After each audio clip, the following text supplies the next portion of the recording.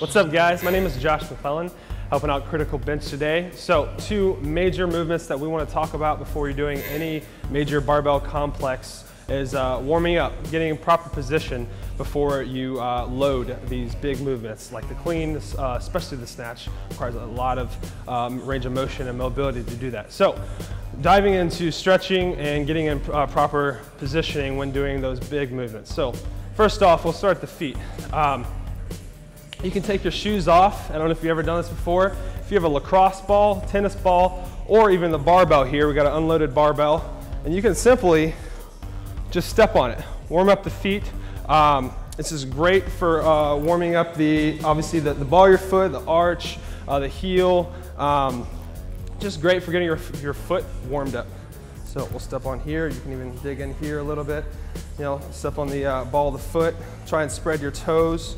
You know, you're just trying to get your foot awake, right? For these squats, big lifts for loading. You gotta take care of your feet. You're on them all day long, so it feels good. Even if I'm not about to lift, it feels great. So, moving on from the foot into this, the calf and soleus muscles. These are prime movers and, these are prime muscles, right? You need mobility in when doing any kind of squat, period. To get the best position possible, you know, I always start from the feet up. So if your arch is very tight and your ankle is very tight and collapses, your knee is gonna follow. So you need to make sure your ankles, your calves, and your big soleus tendons, all these muscles in here need to be nice and loose when going into it. So shoes on or off, we can go ahead and keep it off. So what we're gonna do, after rolling out our foot, we're gonna go ahead and take a big lunge, right? We wanna plant this foot into the ground and now move around our leg as much as possible. So we're planting it in, you can hold here, and you can just try and get as many angles as possible. Dig in all this tissue in here that hasn't been moved, maybe overnight or in a while.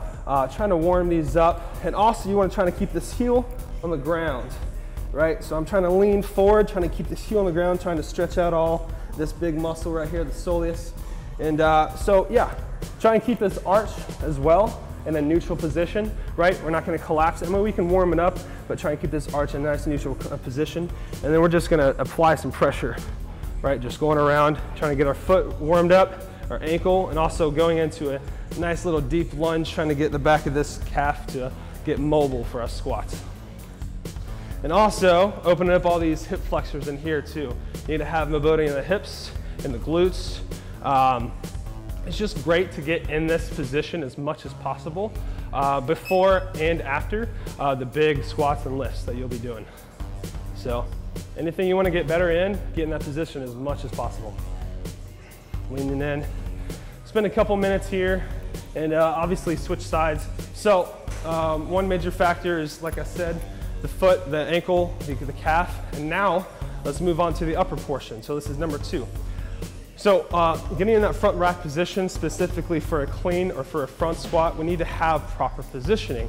One in the hands, wrist, loosen up the wrist here, right? We want to make sure our wrist is pretty loose, right? All these wrist muscles in here. And as well, you can start from the fingers, the hands going down to the triceps. So we want to make sure our tris are also loose and able to get in that position for the front rack. So you can go to literally any spot around that has a corner, and you can just dig in here and put that tricep through range of motion. You can twist around, put it through range of motion, and then find a spot, dig in a spot. It doesn't hurt too bad. Then go up a little bit, dig in another spot. Maybe it's pretty tender. If it's pretty tender, it's probably tight. Going here, working around, going up a little bit again. So once again, you need to have that mobility for that front rack position. There you go, working in. So one major reason too, if your wrist hurt whenever you're doing front squats or cleans, that's probably because you're not getting in that proper position. If you're having to hold here and you're not mobile enough in your tricep and your lat, then your wrist is gonna take all that support, and that's obviously not good, especially chronically in the long term. So stretch out the tricep.